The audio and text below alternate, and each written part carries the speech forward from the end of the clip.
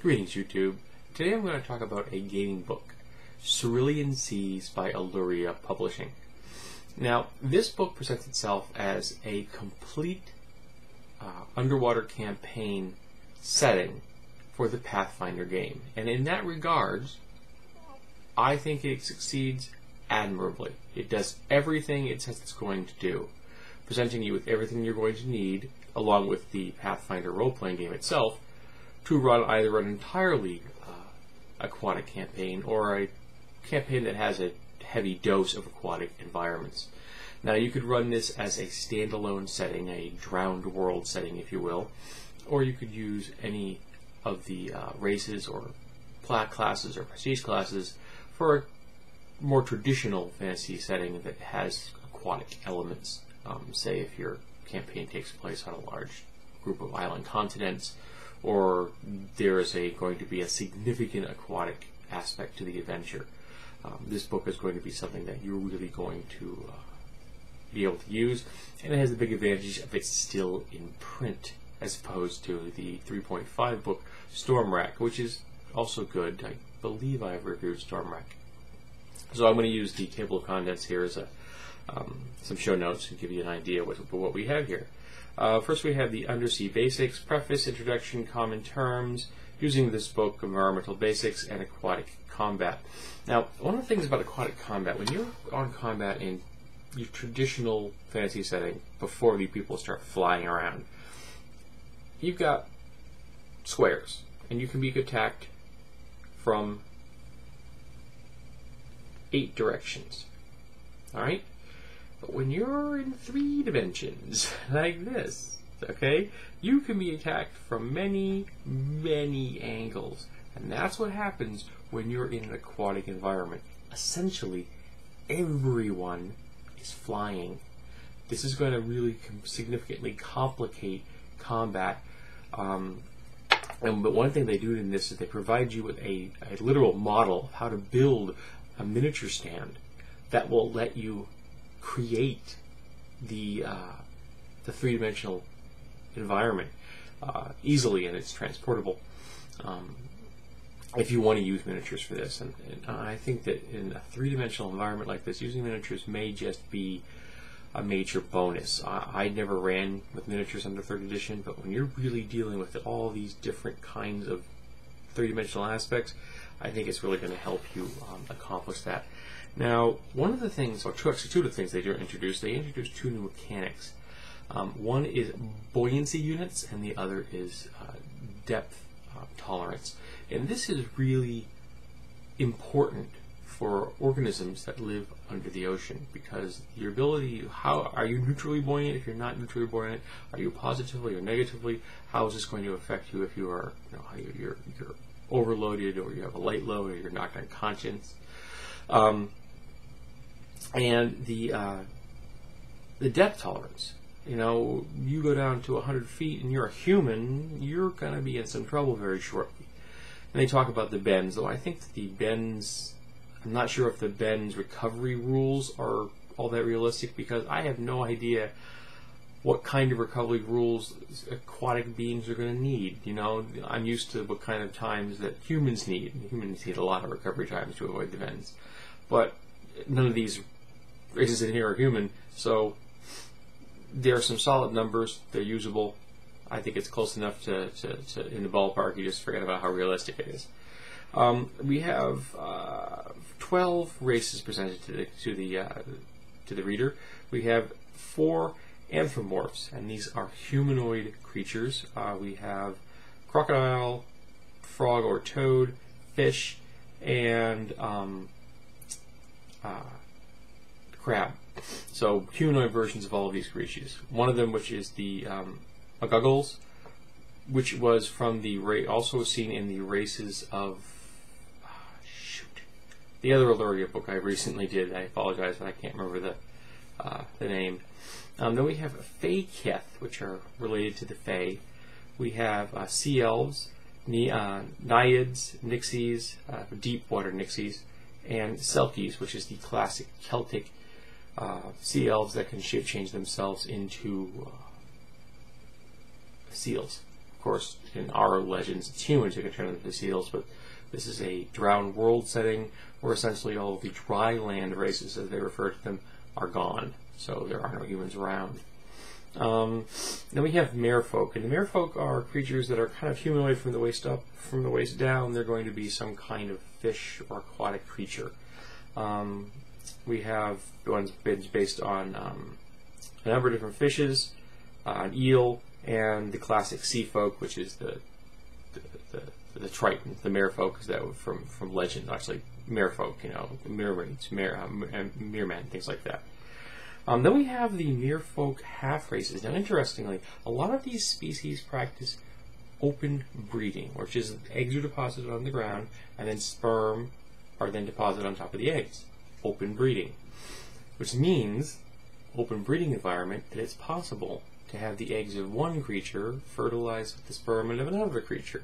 So it's a world where you could have a lot of different half races. Now, I've never been a big fan of half races, but this is a really good explanation of how you get them. I thought that was very clever. And we have adapting existing classes that are presented in Pathfinder, how they can be used in this setting, and some new classes. We have the Kahuna, which is a full divine caster based around using spirits as protection and extending protection to both the caster and allies. So it's the Kahuna concept borrowed from the Polynesian, the Hawaiians. We have the Mariner, which is kind of the Ranger analog. To me, it feels a lot more like the Scout than a Ranger, but it's still a lightly armored hit-and-run style fighter. Then we have the Siren, which is the aquatic version of a bard, obviously based around song adaptations. And we have a section on prestige classes, and one stood out for me was the Beachcomber, which are the races which live and take advantage of the transitional zone between the ocean and what few pieces of land are left. So they take care of, take advantage of the beaches, if there were, as you will. Then we have the aquatic skills and feats, how to adapt existing skills, how the skills can be used in an aquatic environment, and a plethora of feats which you're going to need because most people are not going to be used to an aquatic environment. Then we have aquatic currency. Now, the aquatic currency struck me as strange because they use gold, because gold is a perfect metal. Because gold doesn't corrode, it looks just as good underwater as it does above water. Now, copper and silver, though, don't work well underwater. They tarnish and they corrode very quickly. But some of the currency is based on sea life, like shells and things like that. If you base your currency on something organic, then wouldn't you be suffering from an endless level of inflation? That's just me. I think that you really need to base your currency on something that has an official stamp. And they do mention that some of the undersea currencies do have official stamps on them, like pieces of mother of pearl. And that would be currency that would be quite doable because it's the stamp that makes it an official currency, and I would have less problem of it. But if you're just using natural shells, I think you'd be dealing a lot with booms and busts and currency inflation, but that's just me. Some new aquatic materials, again, which makes sense. Some new types of metals that will work underwater. One which is a steel gold alloy, and one which I think was a lightly steel alloy, lightly added with mithril. Some new weapons, lots of piercing weapons in this setting because slashing and blunt weapons don't work well underwater, and for some reason I cannot fathom, and yes, that's a pun, they included the spiked chain in this. Okay, folks, the spiked chain is swung like this. I don't care if it does piercing damage in the game. It's a dumb weapon. It has no place in an aquatic environment. Types of armor, which is good because you need different types of armor under the ocean. Ship designs and aquatic goods, trade items, things like that would be appropriate to an aquatic setting. Then we have a whole section on magic of the seas. How to use, which spells will simply not work, which spells are going to work differently underwater, and a nice little section on aquatic material components. So for the spells that are terrestrial but that will work in the aquatic environment, they give you a listing of the different types of spell components that you're not going to find under the ocean, so the substitutions for the terrestrial spell components. It's a nice touch. You didn't need it. I like it. Then we have undersea spell lists, new undersea spells, and aquatic magic items, all very useful.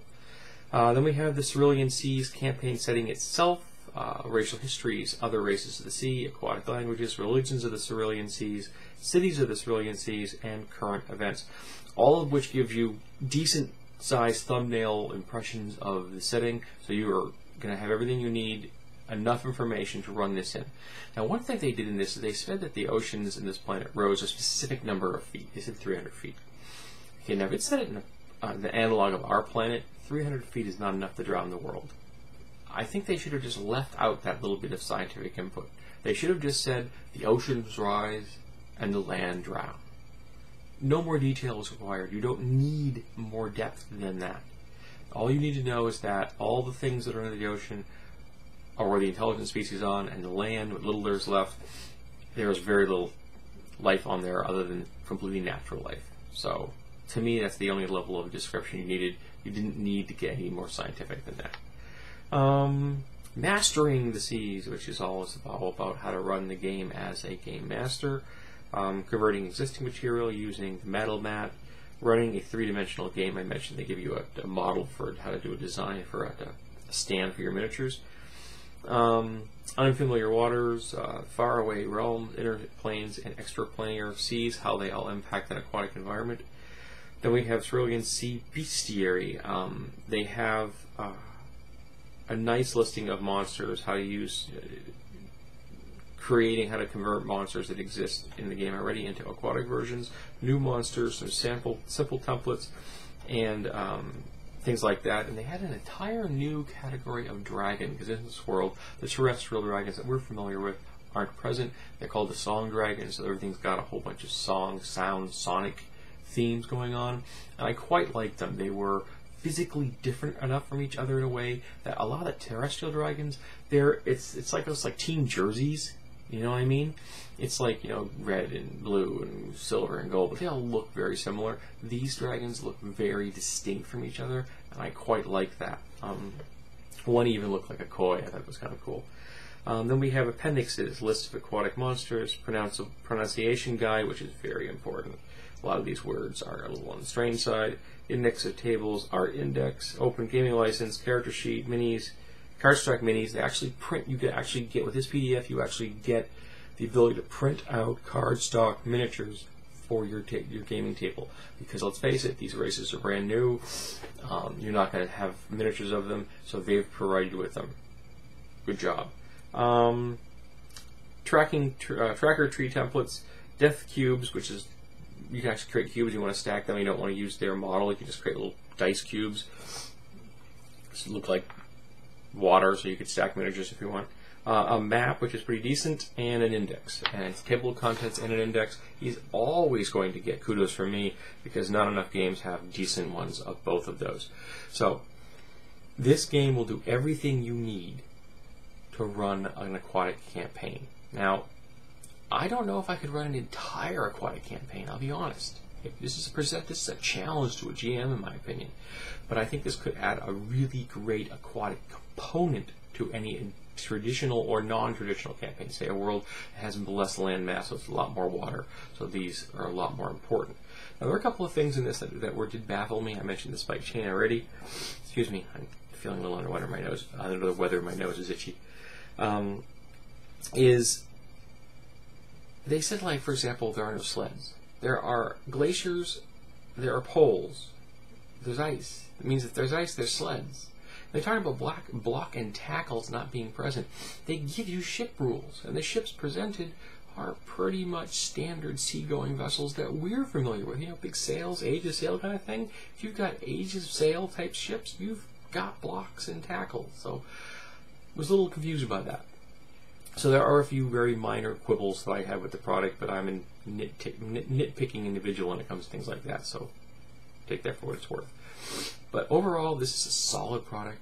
It does exactly what it says. It gives you lots of aquatic options. I liked this book. It was a decent and easy read. Some of the pronunciations are a little on the weird side, but they give you a guide in the back, so that helps. And it gives you enough of a background that you could run this campaign on its own, and enough of details that are not tied to the background that you could run anything in this in any way you want in your campaign. So, good job for Alluria Press. And one note, I did receive this as a free copy for me to review, so just to be completely open and honest about that. So, hope you enjoyed.